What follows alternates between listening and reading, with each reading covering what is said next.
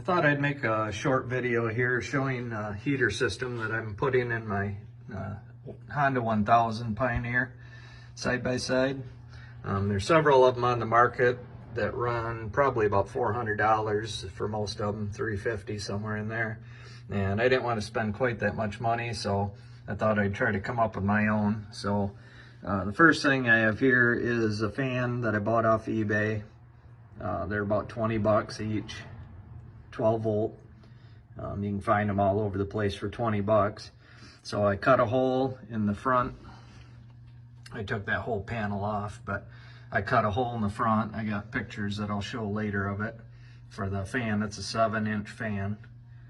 And then behind that, a little tough to get down in here, I bought a little radiator. Well, it's a heater core. It's 9.5 inches long by 6.5 inches wide. And then I just built a little wood box around it that it fits snug in. And then I siliconed it with high temperature silicone. It's got a little bit of an air gap around each end, so you get a little bit of airflow past it. And then it's siliconed right to that box so it doesn't move. And it's got a little bit of vibration dampening just because of the silicone. And that's screwed in. The box is held in by 6 sheet metal screws that I just screwed through the front of the panel and then right into the wood box. And that's nice and solid. And then going up front here, I've got a speed controller. This is a reversible speed controller, so I can do reverse, which is blowing across the motor, getting rid of some of the heat from underneath the seat and blowing it out the back, or you have it so it's blowing forward, blowing heat into the cab and drawing the air across the radiator. And then the control turns it on, pumps it up higher or lower. I usually don't go past about 70 with it because it seems like it vibrates a little bit too much at 70 and it's loud. 70 is plenty of air though. Pumps plenty of air across, so right now that's working good. And then I'll go to the back here, show you how I hooked into the motor. I just bought a couple of brass tees and they came with the hose clamps, which was kind of nice. The tees I think were 2 for $12 with the hose clamps, so that's coming right off from the oil cooler line. So I'm coming right out of the motor oil cooler line, and that's the oil cooler back there. So I'm catching the heat before it goes through the oil cooler. And this is all 5/8 inch hoses, 5/8 inch fittings, 5/8 inch hoses.